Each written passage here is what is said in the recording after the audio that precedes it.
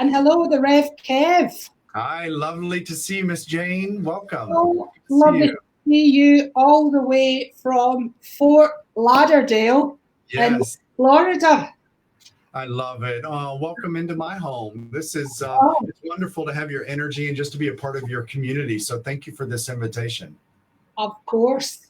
You know, Kevin, the first time I met you, I just loved you, and I'm so glad you've accepted the invitation to come on and talk to my lovely friend and talk to Scotland. Thank you. Thank you. You're very good with Scottish accents, Kevin, so that's a good thing. I have to make it out your way. So at some point, we'll be doing a conference together. You watch. Yes, I'm excited. Now, make us jealous. Tell us what the temperature is in Fort Lauderdale today. Right now, I don't know Celsius. I have to ask my spirit guide, but Google. But it's 93 degrees Fahrenheit, which is really, really hot. You walk outside in 5 minutes, you have to change all your clothes. Yeah. That's fry an egg on the street or the sidewalk, isn't it, Kev? We have air conditioning here. Hallelujah. I know. I love it. Well, you know, we have a lovely hot day as well. We're blessed for Scotland. We really are.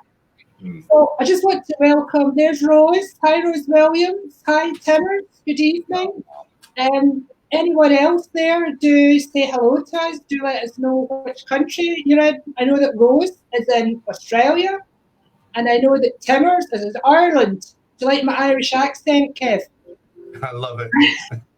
And there's Kay. Hi, Kay. And there's Denise. And there's Katrina Stewart Murray. Good evening to you. So yes, in case you're just joining us, this is the Reverend Kevin Lee from Reverend at the Metaphysical Chapel of Fort Lauderdale. Is that correct? Of South Florida. Of South Florida. Okay. Now, you know, many of us in the UK are not really familiar with the term Metaphysical Chapel. We understand Spiritualist churches here, but could you just tell us quickly what the difference between a Spiritualist church and a metaphysical church or chapel is, please, Kevin?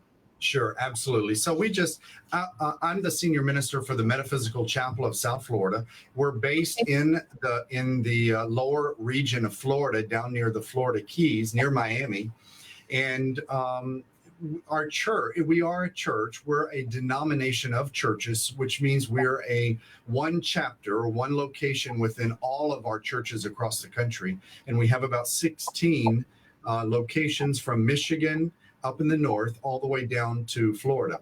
So our church, we chose the name chapel because we wanted something that felt more welcoming to the average person. And to us, the word chapel is a small, welcoming place of worship.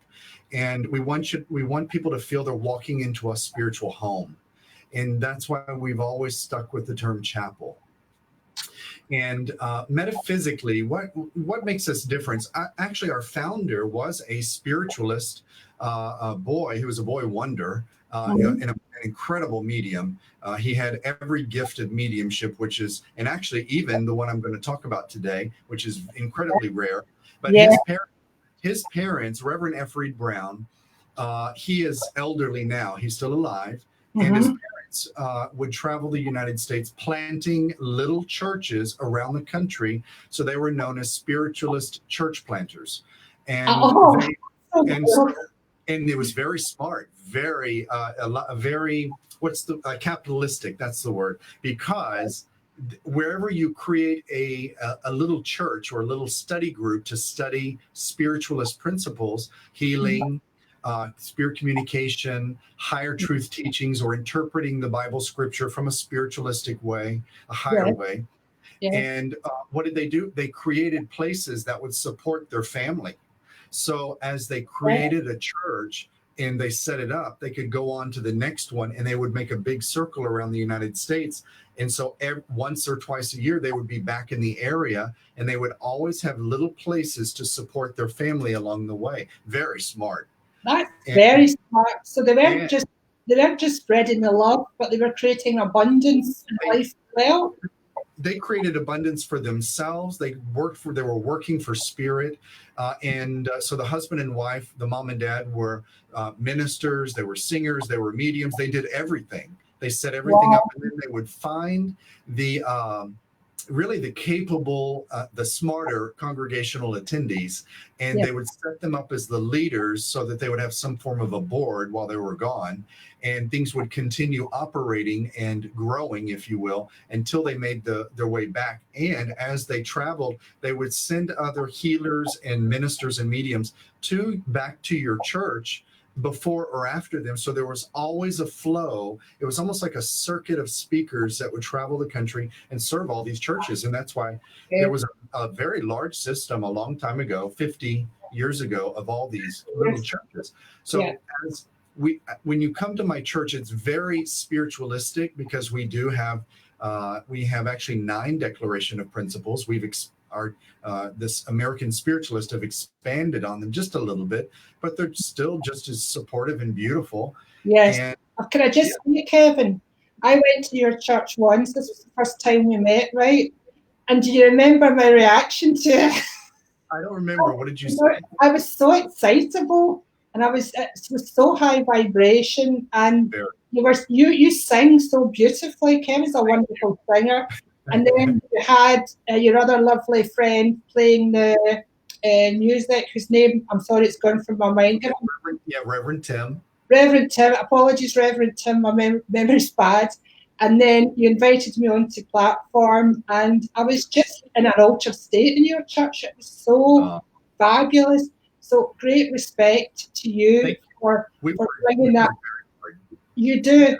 And we can see your, what shall we call them, sermon on a Sunday on the church page, on a Sunday. So you can post the link to that later, Kevin, under the comments here. I just want to say there are lots of people joined us. I want to say good evening, everyone. We're having a good chat with Kevin just now. So we'll be taking questions from you. So do please hold on to your questions for the next, half an hour or so? Yeah.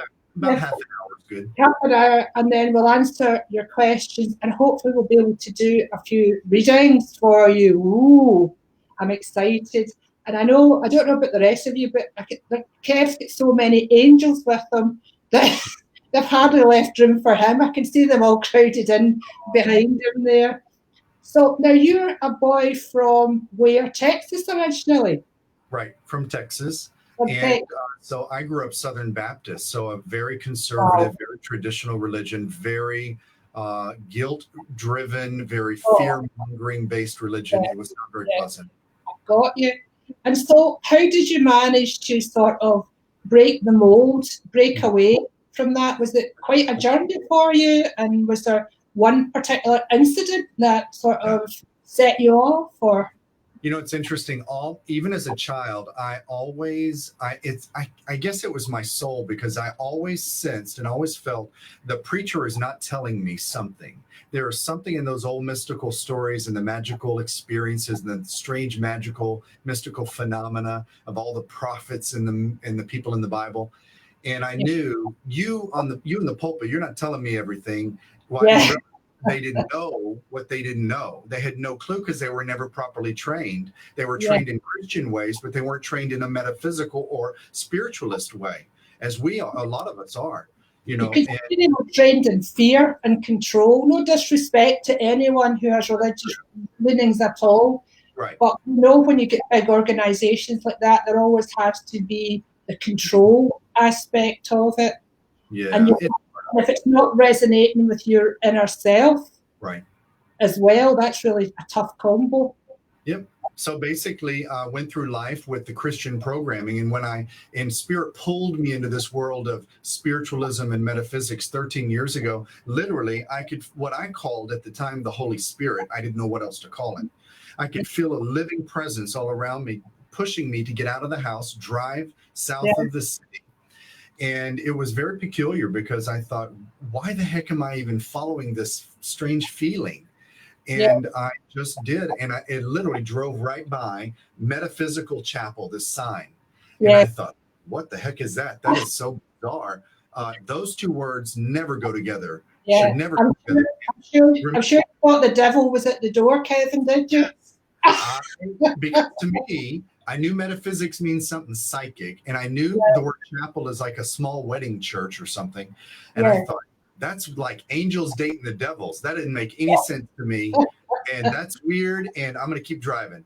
And literally, the presence came back into my car, and I could feel turn around. You've got to go back. And I thought, seriously? And I ended up falling in love with the little church. And Spirit brought me, and I found out later in a seance, the minister who was dying at the time, her soul, part of her soul, came to find me in town. And because of my business background, because of my passion, because my potential, I didn't even have a clue. I know that feeling. I had no clue about psychic phenomena, healing. I had no clue of this world. And so basically, she brought me to the church to save it. They were weeks from shutting their doors, very close. And I remember thinking, why is my spirit fighting so hard? And I just wanted to rescue this little church. And basically, I saw a woman, a female minister. I'd never seen that before. I saw spiritual healing. I'd never seen that before. I saw metaphysical interpretation of biblical scripture. It's what my childhood self was always seeking the answers. And I saw this woman giving me what my childhood me had been wanting all my life. And I realized I found my home, but my Christian programming was still in there. And I really had a trouble with it. I really struggled to think, Satan's lying to me. God's not going to love me. I'm going to go to hell. But my soul was saying, you found your home. These people love you. You're exactly where you need to be. And it's the whole thing we face in life, Kevin, love versus fear. Your soul speaks and Satan speaks, if you want to put it that way. That's true. And so, when you're coming out of the spiritual closet, that can be very tricky. I know I don't come from a religious family, but I know there was a lot of ridicule and scorn, and there still is with my siblings. Now, if you come from a church background, a Southern Baptist church, how did your family cope with that? Well, only only two people in my whole family even know. And that's my brother and his wife, because the rest of my family is they're stuck in their ways. Let's say that. And it's going to be a problem when you're on national TV or school sometimes, and they all see it. Well, unfortunately, my family is not necessarily close to my path in life. In other words, I've had to shut the door on some of them. Some have gone into spirit, so I know that they're around supporting me. But really, I focus on a small portion of my family that celebrates and supports me as a human being that deserves to walk the earth. Because unfortunately, even my own family wanted me my light extinguished from the earth. Let's put it that way, in a nice way. And I grew up in a very harsh community, and I'll be honest, in the place where I grew up, even to this day, they're still there, the KKK. Oh, God. And our two churches in the little area are strictly white and strictly black to this day. It's a very backwards, it's a bubble of existence. They live in a bubble. How about that? But so let's send love to those beings who are very low vibration. Times 10. Living in fear, that stuff is all the greatest fear of the unknown, i.e. someone with a different colour of skin. And that's how ridiculous us humans can be. So let's rise above that now. And just want to say, so then you got supplanted sometime during the last 13 years from Texas to Fort Lauderdale, which I love. I love it. So I did. So basically, I came to Florida because academically, I'm trained as a nurse anesthetist. I relocated to Florida from New York City. I had lived there for a few years. And I came for graduate school and finished that 13 years ago. And 6 months later, that's when Spirit pulled me into this world. And that studying you were doing, come on over here. You can put that to one side. At the edge of the pool, and they just pushed, go into Spirit. When you were working as a anesthetist nurse, the amount of healing you must have given to people with your healing capabilities, as well as your medical capabilities, must have been immense.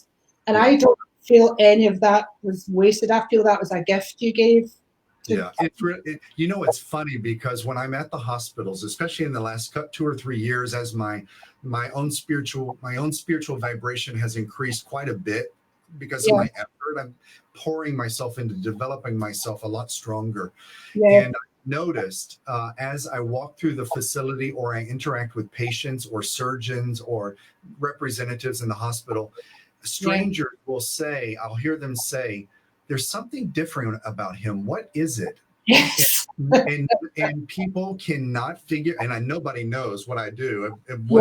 Yes. Nobody has a clue. My beliefs, we're not really allowed to share our beliefs in the hospital setting. We have to keep our religion to ourselves. But it's the way I carry myself, because I know spirit is right next to me. And it's the way I bring compassion to the bedside, and I make sure I speak to the soul of the patient, and I give the family member, I just love on them, and I give them safety, a safe harbor, really, because they're terrified going into the OR. So I try to be the light of Christ in the calm eye in the storm of people coming in for surgery, because people are terrified. You are, and you have been. And when those, let's call them flock of angels, are focusing their energy through you while you're doing that work and while you're doing your other work, that's immense. True. That's really true.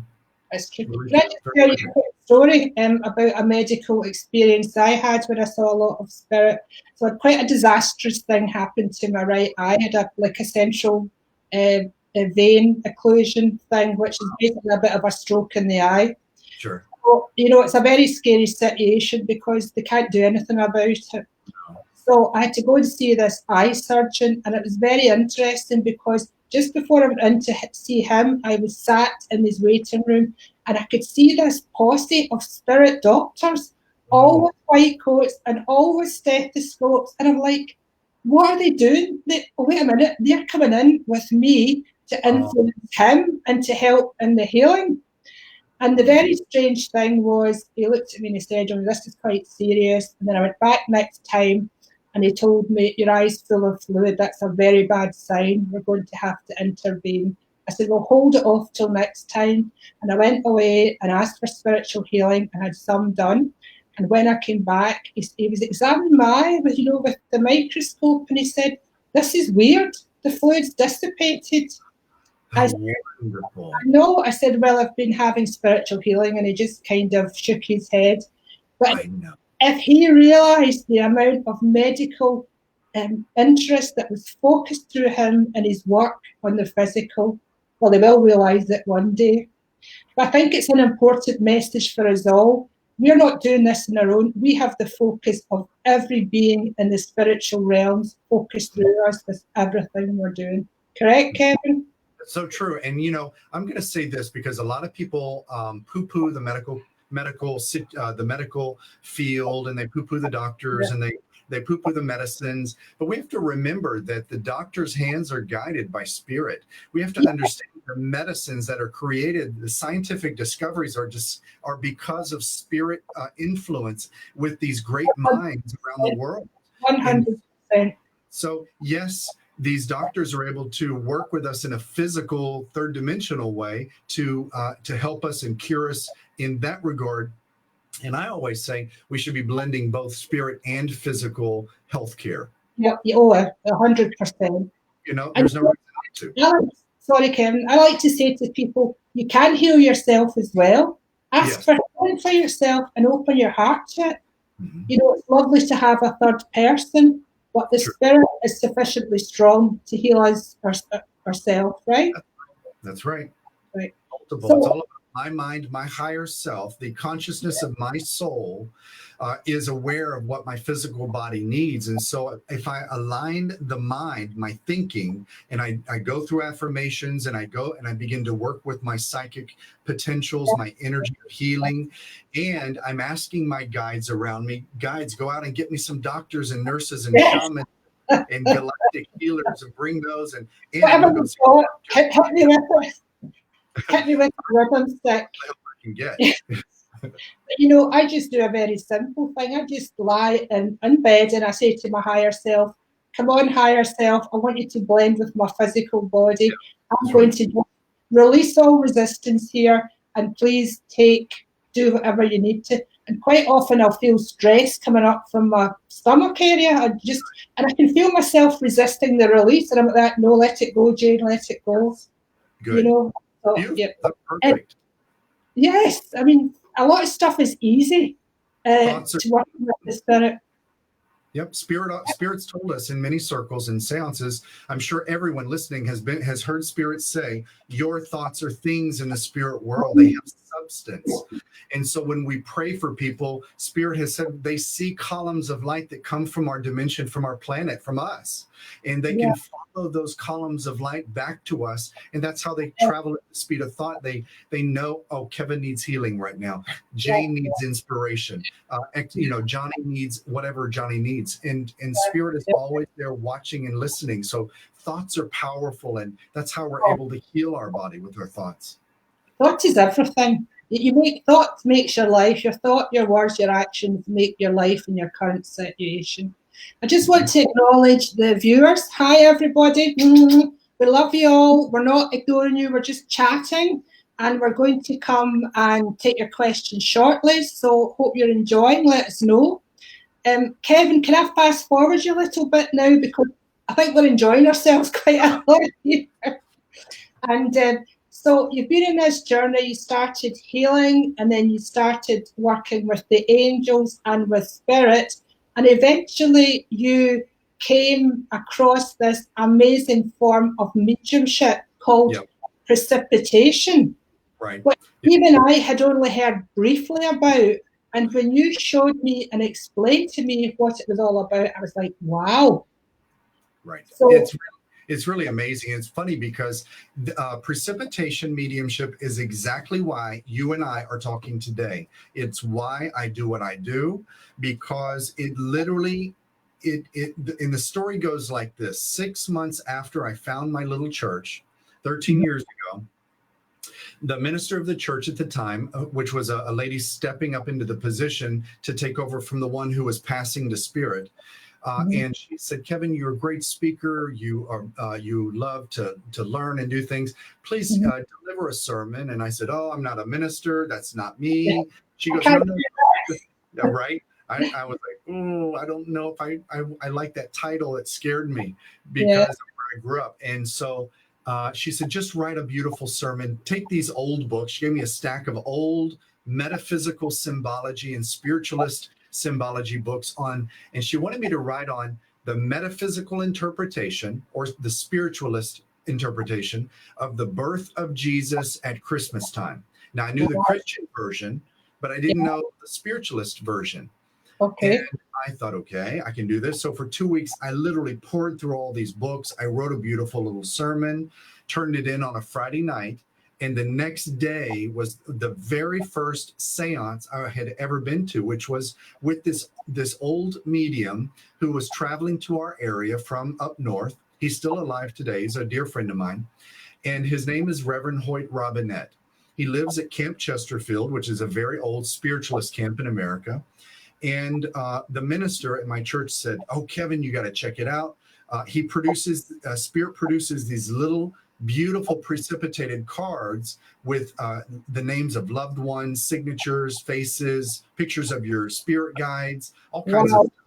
And I thought, wait a minute, this guy is taking my elderly minister's money. He's a fraud, he's a magician. I'm not buying this. This is hokey pokey. And I thought, I'm going to go to this seance, but I'm going to catch a fraud. I know this guy's a fraud. Let me just take you back a minute, because many people will not know what a seance is who are viewing. So can you just briefly explain what a seance means to you, please? Oh, I'm sorry. You're right. Some people don't know that word. A seance literally just means a sitting with spirit. So anytime a group of people from a spiritual perspective sit to raise up prayers, say, for instance, to call upon the saints or the angels to administer healing, or just to call those beings of love and light forward, or even to just sit in prayer and in contemplation of your loved ones who've crossed over, you are literally sitting in seance. You are sitting for communication and contact with spirit. And so, and even in the Vatican, the priests are sitting in seance. They are sitting to commune with the saints, to ask for intercession so that their lives can be made better, uplifted, healed, whatever. So interest. But you know what I think? But that's a lovely description of seance.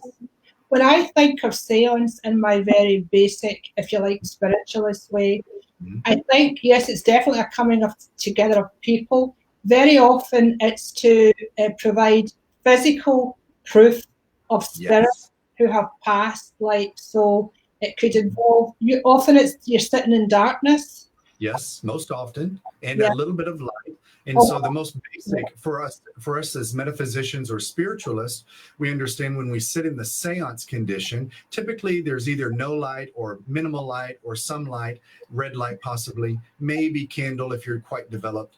But basically spirit begins to work with the ectoplasmic, which is life force energy of typically the medium, or a little bit borrowed from the sitters, and they build the phenomena of the room. So objects will levitate on command.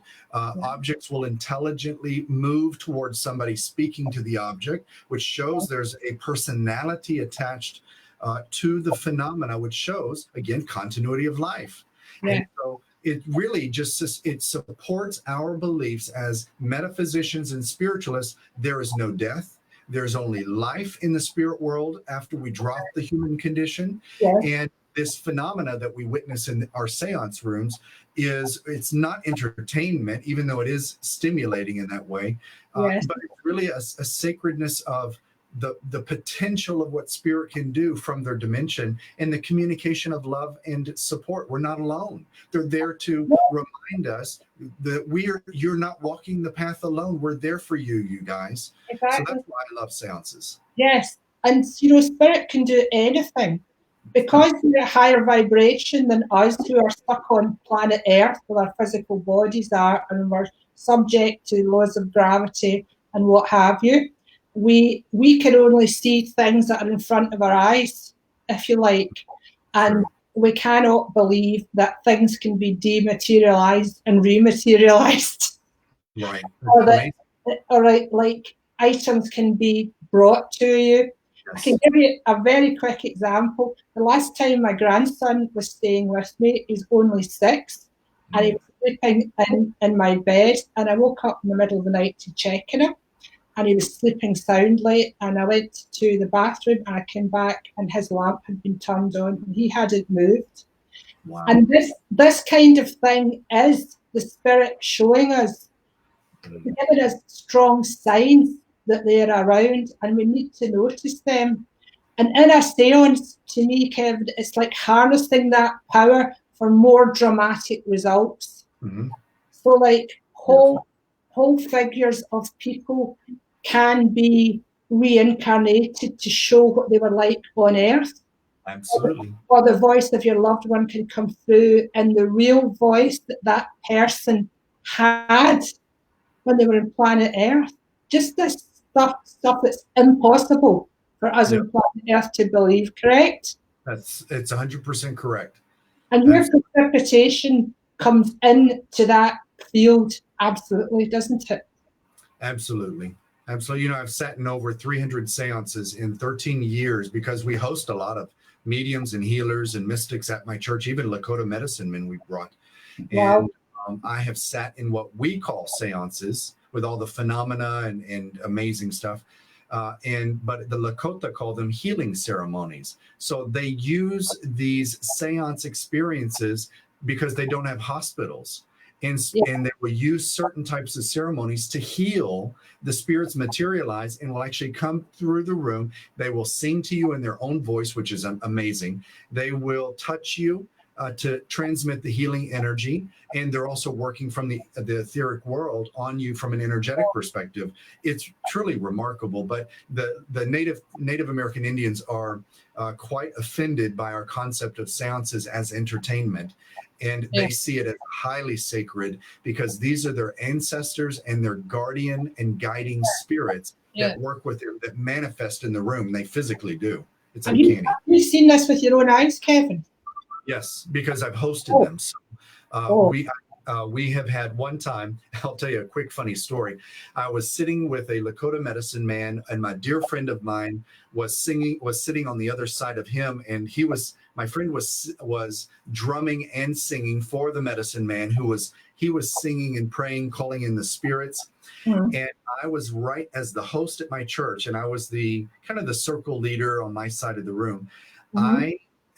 All of a sudden, I heard these tiny little footsteps run right past me into the middle of the circle, and I yelled out loud, as I wanted everybody to know what I could hear. And I said, I hear the feet of little people, like little gnomes or something. I wanted people to know, there's something in the room. I could hear it. It just ran by me. And the medicine man goes, "Hush, hush, stop talking." Just you can't talk to sales. So I was like, I forgot where I'm at. And later when I talked to him, I said, I swear I heard the feet of a little person run by me. He said, yes, normally it's not allowed in because the buffalo he has a buffalo that walks the room and physically touches people. And there were people the same evening who said, I feel like a horse tail is touching my neck or my face. Wow. And he said, no, that's the tail of the buffalo because he gently pushes his tail against you as he goes through the circle. Wow. And he said, amazing. Question for you, Kevin. Yeah. I mean, I'm very fortunate. I can travel out to you when this craziness is over. But do you think your lovely North American Indian friends would come over to the UK? Yeah, I think you would. Let's invite him now. Okay. And you guys who are listening, let us know if that was something you would like to be involved in, because this is something extra special, something once in a lifetime, and it's bringing my goosebumps up. It's amazing.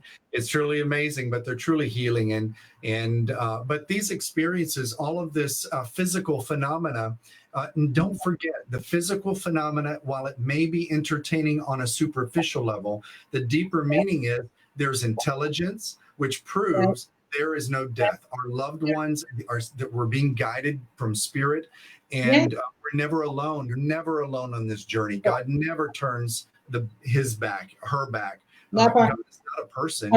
Or ever takes a day off. Right. Never. They're always there with us. So never feel alone. Like everybody's abandoned you on earth. Well, bye. They clearly don't need to be in your journey, but you're surrounded by spirit. Or the angels are there. Your loved ones in spirit are there. Your guides and masters are there. God is present because we are God in expression. Yes. So I'm just looking at some comments. If you see us looking to the sides, can you see comments, Kevin? I can, yes. Oh, good. So we think you're all enjoying it. We hope you're all enjoying it. Oh, Rose Williams said, count me in. You're coming from Australia, Rose. Yay! And Mark Jones, Mark is a trans medium already. He sits with me. Thomas Donnelly, yes, you're coming along. This is going to be life-changing. Oh, that's amazing. Well, it definitely is.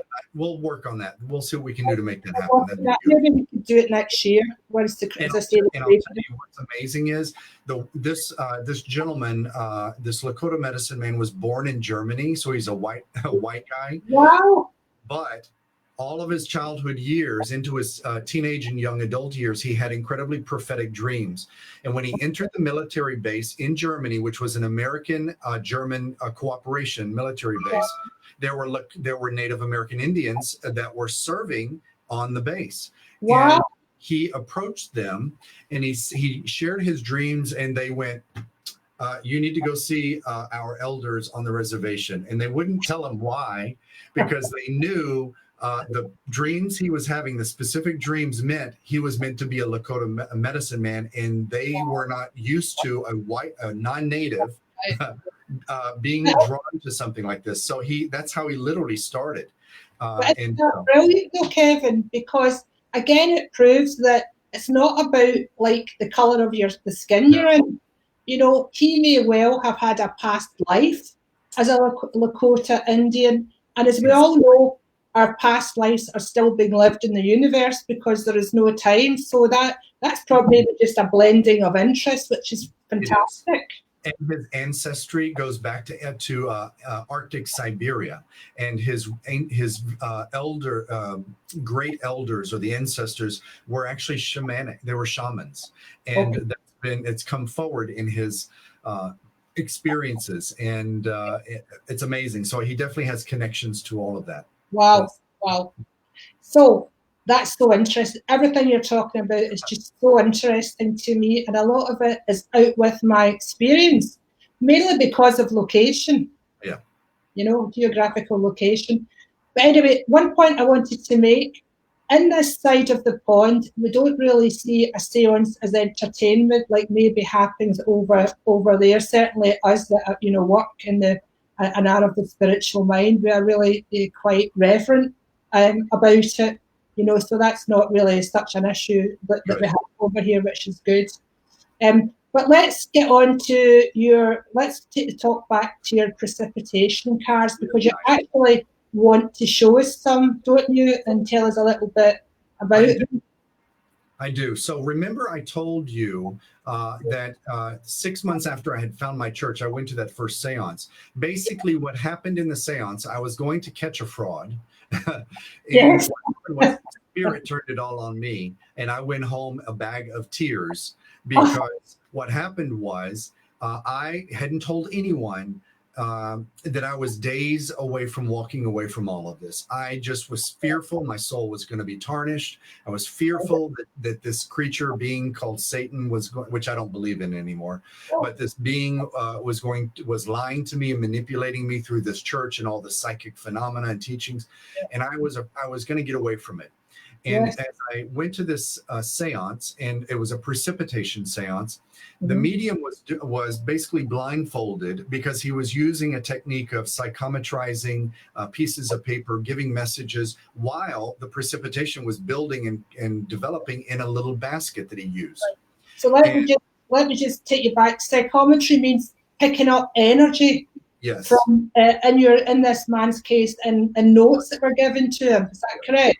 Yes. So basically, we're all given little sheets of paper, quite like this, and we write on there. Say, for instance, we may write on there the names of our loved ones in spirit. We may write one question to the spirit world, and put our date of birth on it as well. Something simple, maybe our initials, and that's folded up. Okay. And then it's dropped into a basket. And so there may be 30 of them, and he goes through all of them. Everybody gets a little message from Spirit.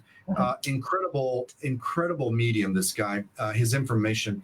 And he described my grandmother perfectly. And she said she was studying mediumship with me, which that was unusual because it went against her religious beliefs. She didn't call me a sinner. And I realized, wait a minute. She came through and supported me. She didn't say one thing about me going to hell. Yes. And this working of the devil. That's peculiar.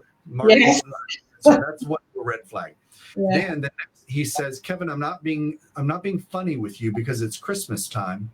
But he said, you have Mother Mary and Father Joseph who have come forward for you today. And they're telling me that they are working on a project with you that is the beginning of many more. They've guided you to the church you have found.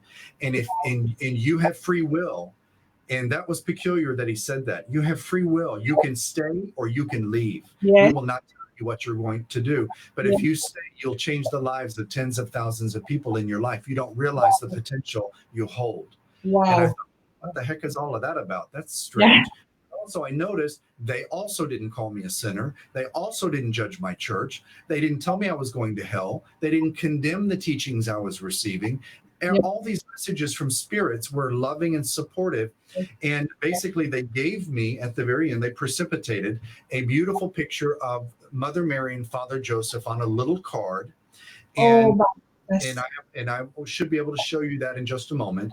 And just to take you back, precipitated, which is easy for you to say, actually means that with no physical interaction, they imprinted the picture of Mary and Joseph on a card. Exactly. Which was contained as within a box. Is that correct? Exactly. So the medium creates a seance room, right? We know it's a darkened environment. So he takes a container, which is like a snake basket. So it's tightly woven reeds with a lid. and it closes. And so inside that basket, that container, or it could be a little shoebox, something small like that. And anyway, inside are crayons, gel pens, Sharpies, markers, ballpoint pens, pencils, colored pencils, paints, pastels. It could be anything like that, little inks.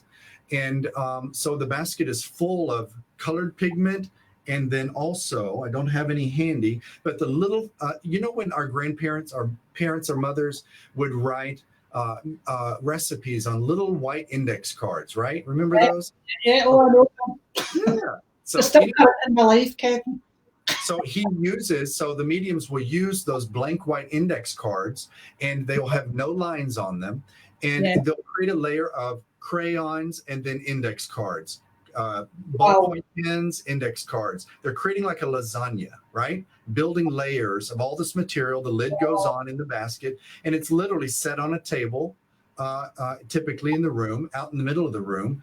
The lights are on, because it doesn't matter. The darkness is because inside. It's dark inside the basket. Yeah, yeah. The key. And that allows the ectoplasm of the medium to go out into the room, into the basket, to create the phenomena, the precipitation. Did you see ectoplasm? Ectoplasm is like a sort of white cheesecloth. I've seen it once with Scott's, you know who I'm talking about. Yes. And so you saw that at the seance, did you? No. Because the ectoplasm can be in any state. It can be etheric, where you don't see it. It could be in a state of precipitation where you can kind of see that fogginess in the seance room. That's another form. It can be more solid, like water. It could be more like a putty or glue. It could be like pudding or custard. It could be like a cloth. It could be as hard as iron. It can manifest in any state. It just depends on what spirit needs to do with it. That's why it changes state. If they need to lift an object, it'll be a lot more solid. And so they basically work on an etheric level, but they're using ectoplasm. They literally tell us what etheric means, Kevin. Sorry to keep interrupting, just so that everyone understands. What does etheric mean?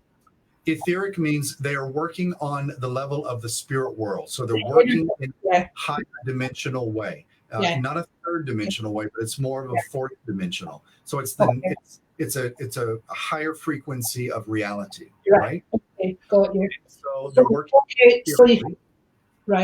So you saw, or you didn't say, you were aware that this was happening, right? And all the cards were in this little box. And what happened then? And so then at the very end, he told me, he said, well, they're telling me that they're finishing the painting for you, and there'll be a likeness of Mother Mary and Father Joseph on your card. That's your Christmas gift this year. Wow. And I thought, wow. And so when I received this card that I'll show you, it's spectacular. It's like a Renaissance painting. It's truly amazing. And I watched him the whole time. I mean, there was no fraud involved. I know the phenomena is real now, but it was remarkable. Every single person received a card, and on both sides of the card, there was an image on one side and signatures and names on the other side. Wow. And that's because the medium was an expert. And so let's go ahead and jump into showing you some of this, because I know people are going to be dying to see this. So allow me to activate my program here. There we go. I'm going to share this. Let's see how we go on with this show and stream. Have you activated it, Kevin? Almost. Oh, yes. Oh, no. There we go. Can I put that between us? Yes. My technical genius is here to assist. Yeah, that's it, sure. So can we put it in between us? Then bring it back up. All right. Okay. All right. So now what we're seeing here, this is from my research and my presentation when I travel and present. Basically, this is the old slates. This is what people would have used 100 years ago. And a lot of people know of Mr. Henry Slade. He was an American precipitation medium and minister and trumpet. He was a physical medium, but he would take these little school slates, this is material of the earth, right? This is a rock. A slate is made of rock, and these slates we would use chalk. So these would be used in children's schools or in businesses, because paper and pen and ink was very expensive back then. So chalk was easy. Now, this is a perfect example of spirit writing.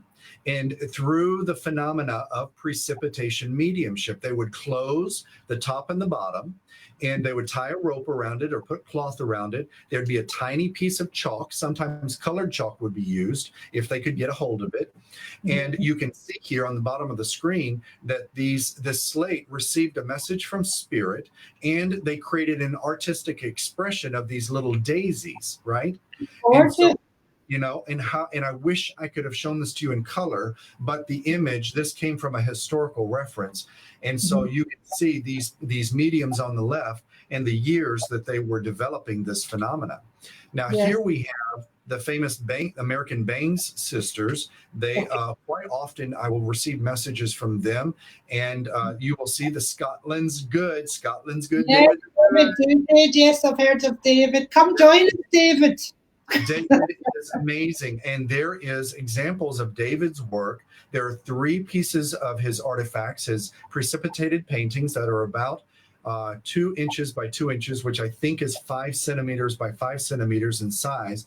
And they would go into the palm of his hand. He would literally tear a little corner off, and the recipient would hold that piece so that they could return the little corner back to the precipitated card later to know that he did not switch that piece of paper, that little postcard. Wow. And there would be a full painting on the card from spirit that precipitated out of his hands when he cupped his hands around the little postcard. Wow. Now that's power. That's power. So basically what's happening here is that the spirit are dematerializing, changing the physical chemical makeup of the chalk or whatever material is in the crayons or the pens, the Sharpies, and they are using that with their incredible intelligence, limitless intelligence, to put writing and to draw, basically draw. To draw. Images. Yeah, but they're not drawing it with their hands. No, they're not. And that's the key point. That's very important. They are not materializing little hands and picking up the crayons. Because that phenomenon is possible. That's called direct painting or direct writing, where spirit materializes tools or hands to actually lift up items in the room to create physical paintings and writings. This is not direct writing. This is precipitation. It literally materializes onto the canvas that you provide spirit. All of the pigment is laid down in a precipitated way, materialized way onto the canvas, and it creates images, writings, and even signatures that are uncanny. And these are the Baines sisters paintings, examples of theirs that are quite large. And these are in museums in the United States, right? These are examples of the Campbell brothers, and these are hanging in the hotel at Lilydale Spiritualist Camp. Is that Abraham Lincoln?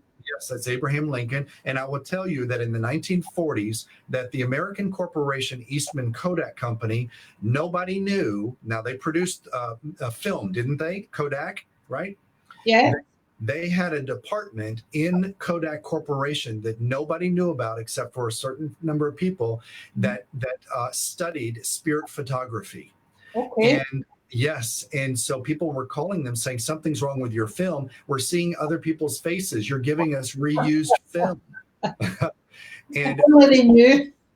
Isn't that crazy? So in the 1940s, Eastman Kodak took this picture, precipitated portrait, which you can tell is quite large. This is almost 4 feet tall. It's huge. The one of Abraham or the one of the guide? The one of Abraham. The one of Abraham.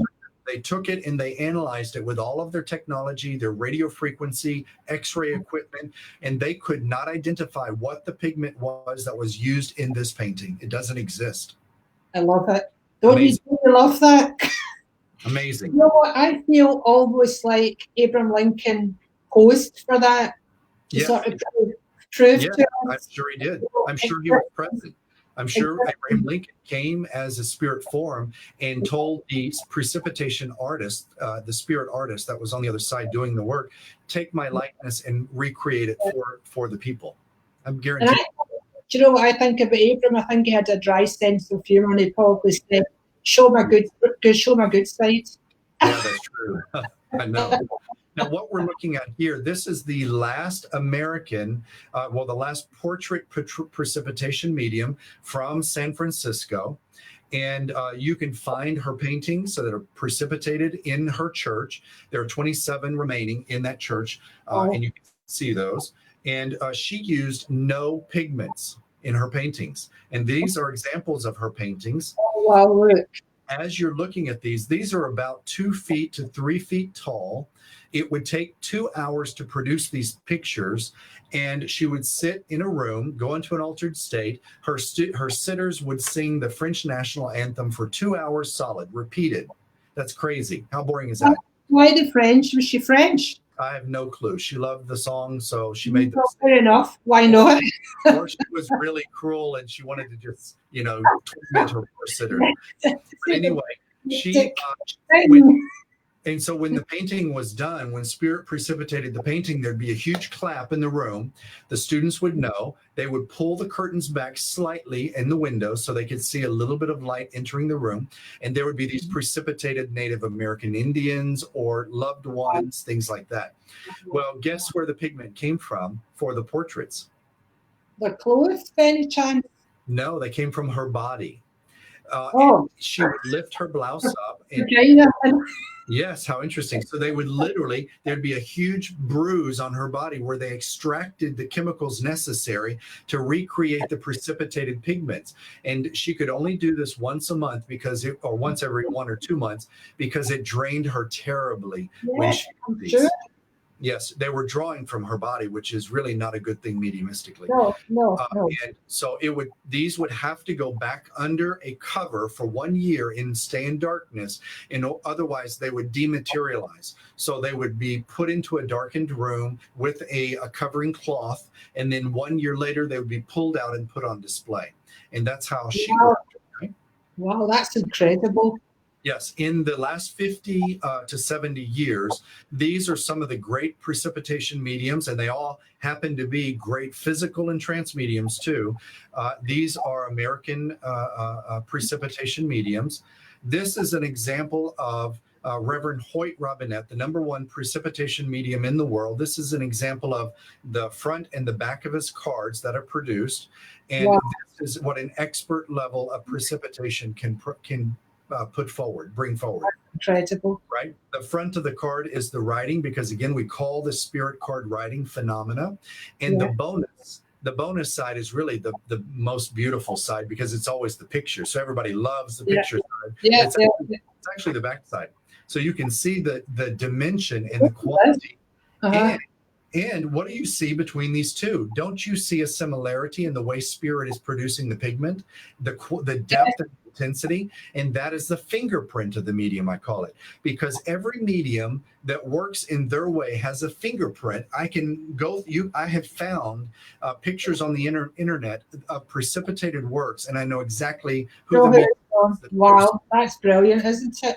Okay, let's do that. Let's talk about this very briefly. How many of us have taken Polaroids or digital or 35 millimeter, especially 35 millimeter or Polaroid pictures, and we've had strange patterns or writings or faces appear? And in the last 30 years, these two individuals, they're actually lovers, partners. They live in Los Angeles, and there's been documentaries on television produced about the phenomena. This is actually the spirit of someone buried on the property that works with one of the individuals who is highly mediumistic, and the phenomena only happens when he holds the Polaroid camera. And that's because he's the medium in the family. Yes. Right. So that's the phenomenon we're seeing now. Now, this is what we call in the United States spirit flame card messages. Some people call them fairy flame messages because they love fairies and it's very ethereal, right? But or they call them smoke billets, little pieces of messages from spirit. Basically, when you burn a candle, there's a point above the flame that's very hot, and it also is where ash begins to precipitate out of the air, right?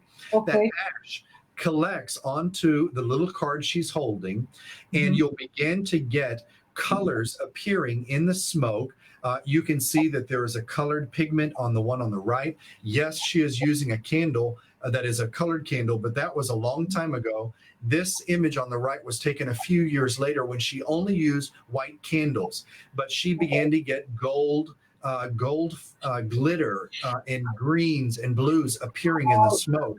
Wow. And so she interprets these kind of like tea leaves, really. Yes. She's reading the images that come forward. Right, okay, brilliant. Now, Sorry, Kev, I just noticed, I've just looked at the comments there, and someone is asking, probably a few someone's, is there anyone today who does precipitation? I know you've mentioned the older gentleman and this couple, but are you able to, can you post up some links in the comments once we're done? Okay, yes, I will put information on Reverend Hoyt right now. He's the only precipitation medium in the world who travels and demonstrates and allows you to come to his home sometimes, or one of his facilities. And he's in outside of Indianapolis, Indiana, at Camp Chesterfield. There are others with the potential to produce, but they are off the radar and they don't want to be bothered. And there's about 4 that I know of with the potential, but they don't want to be obligated to demonstrate it. It's a lot of work. It's an effort for them. They're not interested in the public really participating, and that kills me. I love this phenomenon. Yeah. I want it to come back to life. I want more people to develop the potential. Yeah. Well, that brings us to a good point, doesn't it? Because you're actually developing precipitation, correct? I've been sitting for many years, and it can take, I hate to say this because I don't want to plant the seed, but it's the truth. The mediums who have developed it, it has taken most of them about 15 to 18 years of sitting once a day for 15 to 20 minutes every day, just focused on your little sacred container that holds your pigments and your cards, and telling Spirit, my intention is to sit for precipitation. It doesn't take much, but it takes the dedication. One of my dear friends who lives about an hour north of me, who does not demonstrate that often, very rarely, he is a young medium with great potential, and he is able to precipitate cards, probably about 5 to 10 of them at a time. And it took him 6.5 years, and his ability came forward about 8 years ago, and incredible. So I think the energy, the age of Aquarius and the new energy is allowing all of us in this generation to be able to manifest phenomena faster. Yes, but in lighter conditions, I feel as well, Kevin. And I believe that if our viewers and our listeners are drawn to this, and your soul is beaming right now, hearing about all this, and you want to do it, I affirm that you're going to do it in 5 or 10 years, not 15 years like most of us. But I've been sitting for a while, and I'll tell you this, it takes energy. And when I took over my church as the senior minister and I was installed, the same month that I was installed and I poured my soul into my church, all of my phenomena disappeared in precipitation. It stopped. It didn't go away. It just receded because all of the energy I could have been giving it went to my church and my people. Yeah, your focus went elsewhere. And energy, but it's there, and it's there. The potential is always there, and we can always put our fingers on a piano and get back to playing the piano. The skills will come back. So it's just the same with me. So mine has receded and only recently begun to come back in a small way. Little dots and scratches, little smudges, but nothing significant like this, really. Can I just say, sorry to interrupt, Kevin, there can be a lot of people nowadays, as you said, things, that time seems to be moving faster. And there could be people viewing tonight who could be very natural precipitation and trance and physical mediums. I know at least 2 or 3 of them who are viewing now. Good. And you especially, are going to run a workshop on this, correct? Yes. Mm-hmm. On here. And I'm going to host it for you. And we have to sketch out, we have to precipitate the details. Absolutely. It's an announcement that's coming. So if you're interested, please let us know. Either send me or Kevin a message or put a comment on here, because I know several of you on here will be super interested, and I have no doubt we'll be able to do it. So that's make that announcement there. Absolutely, Jane. I'll do this for you and your community, and we'll do maybe a 1 hour or 1.5 hour, maybe a 2 hour lecture presentation. I'll share my research. I have so much research to share that will just floor you. But then we'll do a seance afterwards, Yeah. and it's uncanny what I've seen happen in my public lectures and when I travel and I present this. People discover they have the potential of precipitation in my classes and in my lectures, and I just know it's going to work because spirit doesn't need time and space. They can work in anywhere, so we definitely can do that. Absolutely. Great. I'm looking forward to that, and I'm just looking at the comments. There's already people saying they want to be part of that, so Good. That's really exciting. Now, you have so many more strings to your. Are you still want to finish your presentation, Kev? Let me just say this. I want to show you a couple of more things just to show you the depth of this.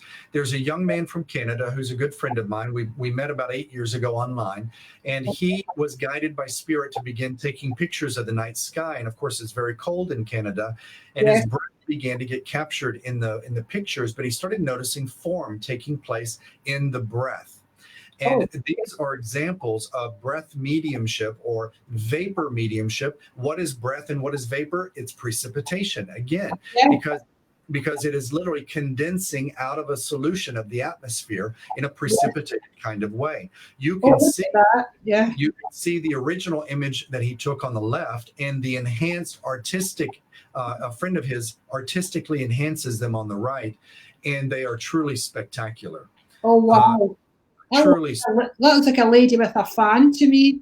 Yes, now, I want to tell you that when you guys begin to sit for your precipitation, you're gonna start seeing dots and scratches and smudges that is intelligently laid down. You can see the image on the right, which was one of my first cards that I received. I drew a black line around it, but all of the phenomena is near the edge and it's condensed in one area, isn't it? Yes. So what we are seeing here is the ectoplasm literally reaching around the edges of the card, laying down on the edges. And I see that repeatedly with all of my students. And when I go to demonstrate, it typically will condense either if they're advanced enough, maybe in the center, like the card on the left. That's a little more advanced beginner, but the beginners, typically it's always around the edges, little marks and stray lines around the edges, because spirit's learning to bend the ectoplasmic field and infuse magnetically the pigment onto the card. And that's why it tends to be in little clumps and locations. And it will begin to take form within a few months or maybe a couple of years. And you'll begin to get symbols and lines and shapes like a butterfly, a bee, a square, a circle. And eventually it will turn into, you'll get letters and initials, names, just like these. Wow. And as it progresses, you'll begin to get what looks like, and I call it like advancing through school. You'll begin to get like spirit will learn to control laying down pigment like a child begins to learn how to write. And this is my dear friend who lives nearby in Palm Beach. He's 32 years old. And he is a precipitation medium, but he doesn't demonstrate publicly. And this was the very first card that he produced for anyone other than himself. It was a card for me, and that's my guide Jacob.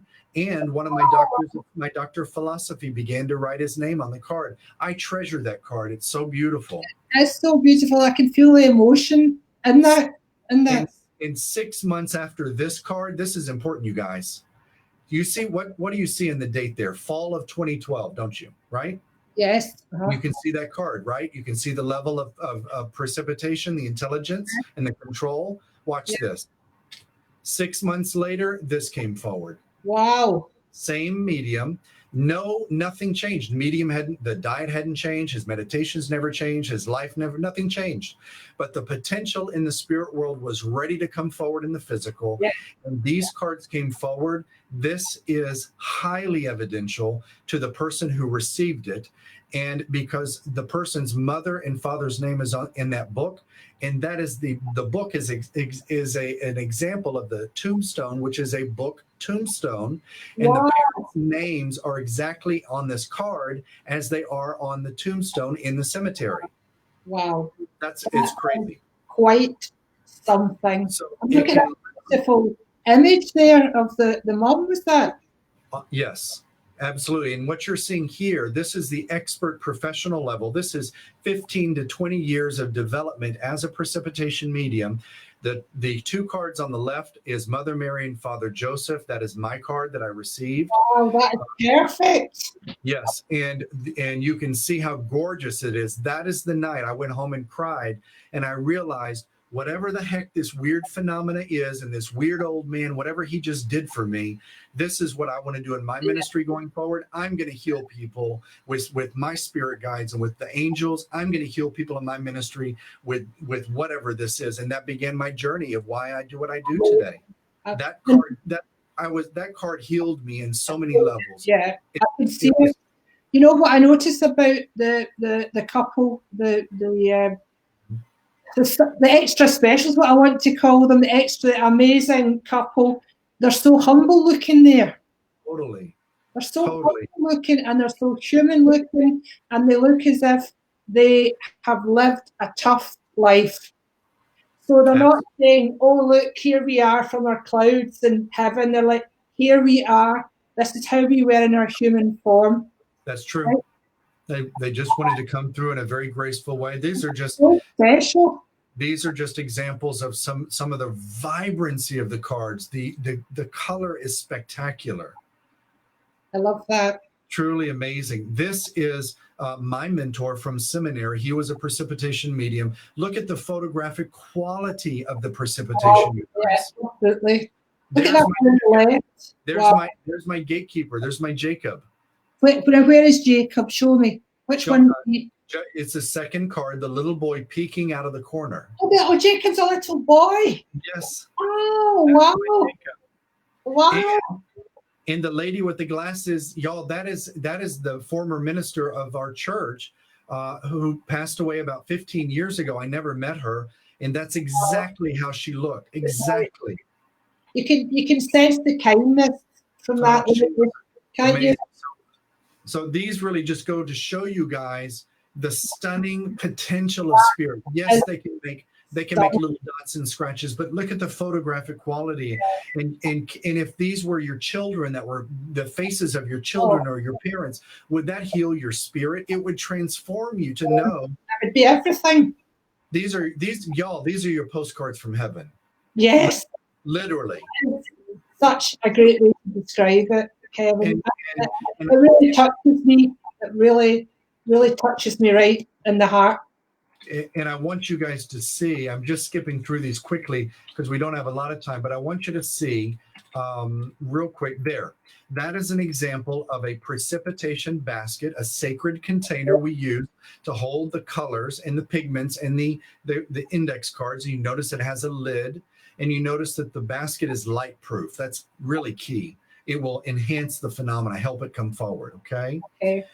And so basically you just need to get some crayons and colored pencils, get yourself a shoebox, make sure there's no holes in the side, no handles. Mm-hmm. And you just place something like 15 or 20 index cards into your little box with your crayons, and you just put it next to your solar plexus, and you sit for 15 to 20 minutes if you want. Tell Spirit out loud, Spirit, I am sitting for precipitation, nothing else. Please bring my spirit guide who works with me with precipitation. Bring this forward. Go and find Kevin's spirit guides. Go and find precipitation mediums. And that's all you have to do. Literally, you don't have to think. No, that's a great thing. That's what I love about meditating. You know, so you're saying get your basket and literally hold it here, just below, just above your below your chest, above your lower stomach, and just hold it. Basically, close your eyes and send a message to the universe. Please bring my precipitation guides forward, and basically do your thing. And then just let your mind go as if you're doing a meditation, which you literally are. You are, and you don't need to really hold the basket in your hands or the box. Just put it in your lap. That's fine. Put it in your lap. Okay, got you. Just put it in your lap. If you have, and when you go to bed at night, take your basket or your box, set it either under your bed, right under where you sleep, or some people put it next to them in bed, but I don't recommend it because you're going to knock it out of the bed. Yeah, that might not be good. Put it on the side table right next to you. It's in your auric field, right? Yeah, It's going to work with you. If you travel and you can't take it with you, guess where you can put it? Put it in your closet. Over there, I have a closet full of clothing. And guess what? Your clothes are magnetized. It's going to literally it's like a womb. When you put your basket into the closet, your clothes are magnetizing the basket. It's still in your energy. So those are little tips and tricks with this stuff. But you just put it in your lap. Don't worry about it. And don't focus on anything. But I'll say this. Don't think your thoughts to spirit. I want you to embody them. I want you to have passion. I want you to speak out loud to spirit. When you speak out loud, you get in alignment. You get in one accord. The Native American Indians, the Aboriginals of all countries, they don't sit and just think and talk. They're always so vocal. They chant and they sing and they talk. And we as a Western people have stopped doing that. And we need to get back to speaking to spirit as though we're speaking to something sacred and we're creating a relationship. So please speak out loud to your guides and call them in to help you. And just love them. Just love them. They're there for you. And be thankful and grateful for. If I did this exercise, I'd be delighted for a few dots and a scratch in the card. So people that are viewing now can start this now if they've got the equipment, which is basically a shoebox or a container that's dark, and some crayons or some Sharpies and some of those little cards you spoke about. Just do it. So people on here, I know Marianne, Mark, whoever else is here and interested, start it now and get a head start on our workshop when we come to do it. Yeah, I'm feeling June for that workshop. I don't know why, but anyway, we'll confirm that. That'd be great. And I have a few events if your people would like to join me. I'll tell you that coming up in May and June, I have a couple of things that you might be interested in. I do love working with angels. I love angel card readings. It's how I got started intuitively. And it was a great segue to graciously move me into mediumship. And I always like to start my beginners with angel card development, angel card readings. And so I've created a 4-part angel card reader development course, and it's going to be starting May 13th. And you can go to my Facebook page, and Jane, I posted in the little chat window. I didn't see it go public, but we can probably add it to the video afterwards. But you can find the links to all these things that I'm going to talk about there. Okay. Yeah, we put them in the comments. If they don't show up, message me and I'll add them to the comments. Yes. We'll do that for you guys, but also know this, because I know we're all struggling. I've lost my hospital job, so I'm doing a lot of spirit ministry work. My angel card classes are by love donation, you guys. So whatever you feel you give, it helps me because it helps me help other people. So contribute what you can. If you can't, it's fine. We'll make it work. But I want you to be a part of it. And it's a 4-part course. They're typically 3 hours per class, so it's quite a bit of work. And you get to learn a lot. And then I'll tell you also, I've been invited by one of your spiritualist churches in the United Kingdom called the Light Weymouth Christian Spiritualist Church. And it's down on the ocean somewhere near London. And and that will be May 31st. I'll be doing a divine service in the evening. So come and enjoy that. And then also June 5th, I'll be doing a precipitation lecture, pretty much to what you just saw, about an hour and a half long. And then we're going to do a mini seance with people who want to sit for precipitation. So it's really a virtual precipitation development seance. And we don't know, I don't know if they're charging or what. I haven't heard anything, but just see if you can check that out. And we're going to do the same thing again with you guys here in Scotland and through Baines community as well. So that's for you to be a part of. Okay, you guys? I'm super excited about that. I am so excited, Kevin. Thank you. You've stirred my passions, love. Oh, good. You're the first man to stir my passions in a while. Don't go there, Jane. Okay.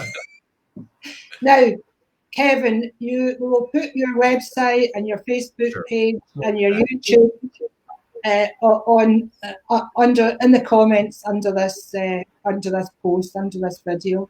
Okay. Good. So, I just love you, Kevin. I've loved the chat. I think everyone watching has loved it. Do we have time to do any readings, or shall we leave that for the next time? What do you think? Whatever. I'm available if you want to do 15 minutes and just bless the people. That's fine. Okay. All right, guys and gals. So, firstly, if you have any comments to Kevin about anything he's spoken about, please post them now. If you have any questions for Spirit or the angels, please also post them now. Okay? And we will see what we can do for you. Okay. Oh, there's Peter Maguire on. How nice to see you, Peter. I hope you heard what we're talking about there. Excuse me. Mark Jones, super pleased, excited about up and coming events with Kevin. Yeah, we are super excited to have you on board with them, Mark. I'm just going to look at my Facebook page because I'm seeing some comments here. Katrina Stewart Murray, thank you both for this earlier part of the evening. It has been very enlightening. Does anyone of beautiful loved ones have anything for me tonight? Love and light to you both. Love and light to you both, Katrina Stewart Murray as well. Do you want to, can I just say, I have the name Mary coming through for you, Katrina. I did hear that name earlier, but now I hear it very much coming forward to you. And Mary, as I see her, has sat here and she's eating a bowl of soup like this. Now, I don't know why she's showing me this image, unless this is the way you ate your soup tonight before you come on here. But I do feel with this lady, Mary, I do feel that I would have had issues with Alzheimer's or dementia, maybe towards the end of my life. And I do feel a beautiful gentleman coming forward, and he feels very much like a father figure. He has a moustache. He has light brown hair. He's a little bit bald on top, and he comes forward with a beautiful pink rose for you for eternal love. So I hope that makes sense to you, darling. Oh, how wonderful. Katrina, let me just say, Katrina, it's funny that there was this mention of food, because I was being pulled to the kitchen with you, and Spirit, basically, there's a sense of almost like a mother teaching a child, and a sense of you sharing your energy, your light, your love, your passion with a younger female energy. It almost feels like an actual life experience. And I just get a sense of just step into the joy of sharing the light and the love of who you are with this young lady. It almost feels like a daughter. If you have a daughter, then that's what this is in reference to. But it's a young female, and it's as though you're sharing your light, your love in a very easy way, but it feels in the kitchen. So I was curious that Jane, you mentioned something about eating, because I just get a sense of returning to the kitchen with you. Katrina's saying yes, and she knows Mary Lowe. So that's so amazing. There's so much love coming from you, Katrina. Which country are you in, sweetheart? Just let us know. I don't know whether you're one of my tribe or one of Kev's tribe, but we're all a tribe together. Absolutely. Yes, I do. My butterfly, my daughter. There you are. Beautiful. Cynthia Sweeney. Cynthia is a lovely girl who's in Los Angeles. Wow, wonderful. Thanks, Jane and Kevin. Very interesting. I was not aware of these paintings. I take photos as well. Yes, and Cynthia showed me some of her photos. If you can post them on here, Cynthia. I don't know whether you can, but I could certainly see lots of fairies in them. I wonder what you would see in them.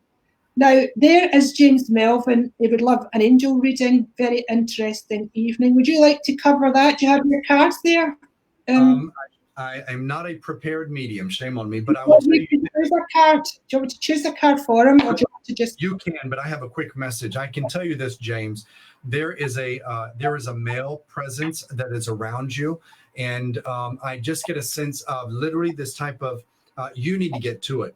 You have been procrastinating something, and it's almost as though it literally. I don't like to bring through spirit guides too often, but I can feel that you have been working with this male spirit guide, like a kind of like a doctor of philosophy energy. And there's a sense that you have not been doing what you've been asked to do, because I want to say, get to it. I want to push you forward. And it's almost as though if you are afraid of taking flight psychically, mediumistically, or healing, something spiritual, please open the doors. You have so much to share. And I just feel I want to push you forward graciously. So Peter, you just listen to your guides. They're there to pick you up if you need it. Okay. James already does mediumship, but I know what you're saying. I feel very strongly it's a confidence thing with him, but also with your healing. He's got a very strong healing ability, and I don't know if he's using that at all. Good. I do feel your mum here, James. She didn't push herself forward either. Here's what the angels said to you. Where are we? I don't even know my cameras. Remember who you are. That is a hugely important card, James, because you and us, we're all the same energy as the angels. No one or no being is any better or more holy than us. We are God and God is us, and that's the truth. Right, Kev? Yep, that's really true. Right. I saw a comment from Esther McGailey earlier, she's a lovely Irish friend, and she said that she wants a link with her son Christopher. She loves him with all her heart. And I can let you tune in a minute, Kev, but I saw the young man holding a St. Christopher or a St. Francis medallion thing on a chain, and he's holding it out to Esther, his mum, like that. So I know it's of great significance. Either she bought it for him or he bought it for her, but I know it's of great significance. Wow. And he wants to uplift you. Surely his face is very serious here, Esther, and he wants you to feel the joy like you do when you're around the young ones, and to know that he's all around you, and he just puts his arms around you from the back in a big bear hug.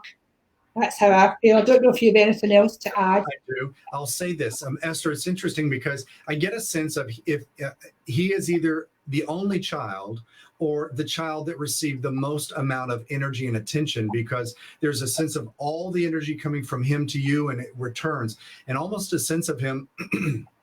It's like I want to say, Mom, I'm free. I'm free like the horses or the Mustangs. I'm running free. I just get a sense of freedom in his spirit.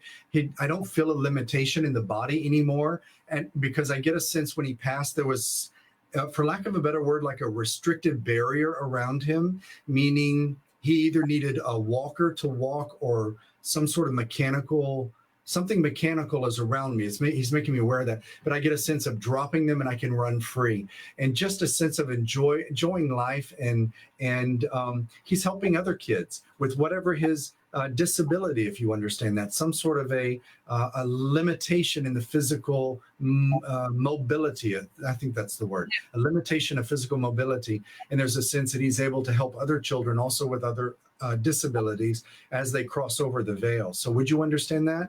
That's beautiful. Yeah. Esther's saying, psychic artist, Drew Living Dead. Your son. Wow. Well, bring him in to work with us. And she said, yes, she bought him the St. Christopher's, the St. Francis. Which is, Esther, I have the name George for you as well. But the main message I want to give you from Spirit is to take off like the concrete round about your mind, because your own mind is stopping you from receiving. Okay, so they're not even saying receiving spiritual knowledge, but they're saying receiving, so that could be abundance as well. Now, Esther says, my brother had problem with walking when he passed, so you tapped into your brother's energies. Well done, Kevin. I wonder if you know who George is as well. Interesting. Thank you, Esther. Here's Connie Brewer Frick. Where are you at, Connie? She says she gets so lonely. Is there anyone around her? You want to shoot me this one, Kev, or do you want me to? Let's see what we can do. I get so lonely. Would love to know who is with me. Connie. You know, Connie, it's interesting. As I say your name and just kind of reach out into spirit, there's a sense of a lady in the spirit world. She doesn't feel elderly, but she doesn't feel young. So this would be probably, I would say, in the 60s. And somewhere around there. But I get a sense that she was either a minister or somehow on the same path as you spiritually, because I get a sense of sister energy while I'm studying spiritualism or a part of this movement. So would you understand that you had a female mentor that you would have been incredibly close with, sisterly to, and she is with you and still guiding you. And I have a sense either you hear in your dreams or you hear her voice when you fall asleep at night, because I want to touch my ears, which is my sign basically that they are trying to get your attention and you're audibly hearing something. Okay. So I do believe that's her, and she's still guiding you. And she just wants you to know she's there for you. Great. And Connie, I see our four-legged friends jumping up on you. So little doggies, and I feel like you're trying to give a dog a treat. And this little male dog is jumping up. He won't wait till you put your hand down with the treat. He's almost jumping high enough. It's something. It looks a bit like a terrier, a Jack Russell. There's another dog there as well, but it wasn't quite so excitable. Okay, so if these dogs are in spirit, please know that they give you unlimited love, unlimited love. There's also, it feels like a father figure, a nice, gentle man, and those verbs describe him, nice and gentle. He was inoffensive, and I don't mean that in a disrespectful way, but he was very loving, and he watches you from the other realms, and he just adores you. God bless you, honey. Thank you, Connie. There's Peter Maguire. Did you get a hit in Peter at all? Would love a message if drawn. Peter. I'll see you, Esther. I'll see you. Let me choose your card, Peter. While Kevin's thinking. Beloved one. Okay. So yeah, there's a massive circle. There's a lot of Native American Indians. I don't know if you know they'll work with you, but they're forming a circle around you, and you are in the middle. And what does that mean to you, Kevin? Because I can tell you the energy of Peter definitely would be grounded to something Native American or earthy. And I will tell you that you clearly must be working with your hands as a healer, because I get a sense of earth energy coming from them. In other words, you either work with animals or you work with the earth quite a bit. You are such a grounding. You must. It's really interesting. The energy feels like transformations are taking place in the people that you do healings on that are quite profound in the physical body. So I'm curious to know what kind of healing work you do, because there's a lot of transformation taking place. You're doing exactly what you need to be doing in this life. Brilliant. Peter was one of my students, and oh my God, the transformation he's made and his personal. I mean, it's been. You don't mind me saying, Peter. I know I always have to tell this story, but he came along to an angel workshop with me a few years back, maybe 5 or 6 years, and he was a bit like me. He didn't really like to say his name. Can you believe that? But that's what I was like a few years back. And now he is the most amazing medium, healer, and angel therapist. So you're absolutely spot on what you say, Kevin. Also, I see, I have to tell you about a spirit animal, which is a big bear, and he's standing up on his back legs. So, Peter, I would say that definitely pay attention to what Kevin was talking about tonight, because I feel that there's definite physical mediumship there with you. And so maybe, definitely in your healing, maybe in precipitation, who knows? The options are endless. The Virgin Mary, I feel her very strongly with you, and she's holding a beautiful pink rose out for you as well. So you do have very pure energy working with you. I would say his energy with many different vibrations working with him, Kevin. Beautiful. I love it. And your little granny's here, and she's very tiny. He's about 6 foot something. Oh. Let us know if that makes sense to you. So, wait a minute. Katrina says, I want to take a small moment just to say thank you for my messages from Mary, my step-grand, who loved her soup, and for the gentleman I believe was my great-grandfather, who I'm trying to find more information. My daughter, wait a minute. I thank you both and will certainly take the hand of my daughter, treat her to family treat I had from both parents on how to cook. Oh. Small may it be, but today her where to place food in her fridge. That's so important. Oh. So bless you both, Kevin and Jane, for this. Bless you, Katrina. That makes our hearts full of love, right, Kev? Yes, absolutely. That's perfect. How beautiful. Now, Cynthia has just posted and says she's put her photos on the comments. Maybe you can see them. And do you have a message for her? Because I am not actually seeing them at the moment. Are you seeing them, Kev? No, what is the person's name? Pardon. Cynthia Sweeney. And she will have put two photographs on, but they may not be showing up. They're not coming through on my feed. Okay. Well, we'll keep going, Cynthia, see if they turn up, honey. There's a bit of a lag with the comments.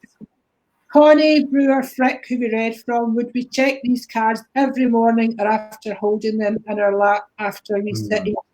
That's a great question. One for I will you. tell you, think about when you cook. If you have a pressure cooker and you keep looking inside to see if your vegetables are cooked, you're releasing potential and steam, right? It's going to take longer to produce. So the same with your card basket or your box. You want to make sure after every sitting, you just keep it closed. I would only check once a week if I were you. But I know that some students are dead set on checking after every time they sit. But just realize you're releasing spiritual potential by opening that container. So try to go a day or two without looking.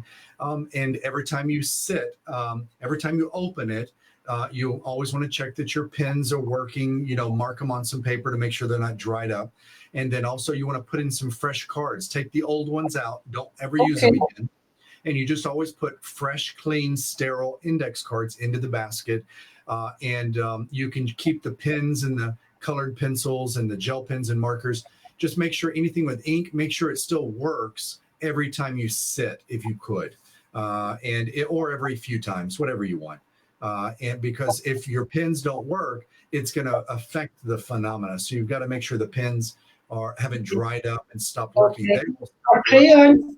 You can use crayons, right, as well? Yes, crayons you don't have to check, but eventually it's funny because the crayons will start breaking and parts of them will disappear because spirit is extracting the pigment. So there'll be chunks missing out of your crayons and there will be no pieces in your box. It's really bizarre. Yeah, because they've taken it. I'll just give you some feedback. Thank you. Oh, excuse me. That's so bad to sneeze and Karen. We've got to do it. You've got to do it. Peter McGuire says, oh, amazing, definitely. Feeling the transformation within myself, being pulled to healing and prayer ceremony work. There you go. Thank you, Kevin. Your energy is beautiful. Thank you, Jane. Catch up soon. Yes, Peter, I'm hearing stop eating the Maltesers, even though they have a lighter centre. Now, we've been on for 92 minutes. Kevin. I'm you out. I'm sorry. I'm over wine time. Now, I want to ask you, do you want to... Oh, here's Francie Deeves. This will be our last one for this evening. And I just want to say to you, Nando, Virgin Mary's with you. I saw that quickly. Francis Deeves. Where are you at, Francis? Which country are you in? Jane and Kevin, someone has pulled my foot twice this week in bed while I have been awake. That's cheeky. Long, really. We're assuming you mean a non-physical person, Francie. Yes. What's your feeling, Kev? You know what it feels like? It feels as though one of her, Francie, it feels like one of your relatives. It feels like a man, and he feels older to me. And I feel as though he would have been a bit cheeky in life also, but he's just wanting you to know that he's with you and to let you know that he's just trying to make communication. I get a sense you're actually developing your mediumship, and he is aware that you are starting to listen to spirit, and he wants you to know he's right there with you always. Okay. So that's great. Just say, I feel you. I can hear you. You don't have to scare me. You don't have to pull your toes. bring me upwards. Don't pull my toes, but just let them know you're there, and just let them know you thank them for what they're doing and you love them. And that's what matters. Well, it's so great because Frances got a sense of humour. She says you lol, really, so she's not, I don't think she's overly scared. But I agree with Kevin, if you're not doing mediumship already, you're hugely mediumistic, hugely sensitive. And I agree with Kevin, there's a gentleman, also see, and it could be father, because I just heard father. There's another gentleman, there's also a child who's mischievous, and he has dark brown hair and freckles. I hear the name Jake around him, which could be his name or could relate to someone else, possibly someone in life, someone who's passed. But I hope that makes sense to you. So do let us know where you are, Francie. Do keep in touch with Kevin and myself, and maybe think about doing some of these workshops with us, because your energy is very joyful, and we need uplifting, high vibe people for this work. Kev, right? Amen and a women. That is so true. Amen and a women. No negativity when we're working with the spirit. No.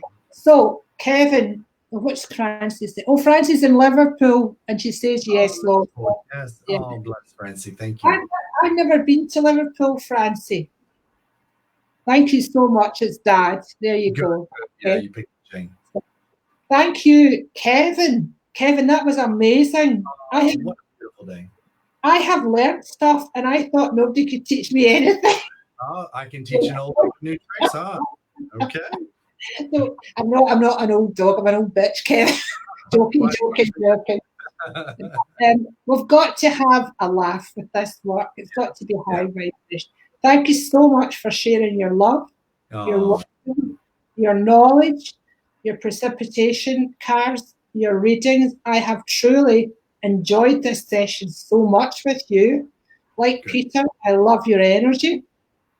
Thank you everyone who's joined in with us this evening.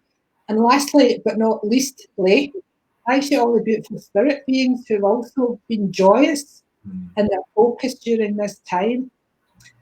And we will see you all very soon again. And Kevin will be in touch with Kevin. We'll be posting lots of interesting stuff about his upcoming events. Good. So Kevin, have a wonderful rest of your evening. Dave, everyone who's watching, love you. Have a great rest of your day. Guys. Bye-bye. Bye soon. Bye.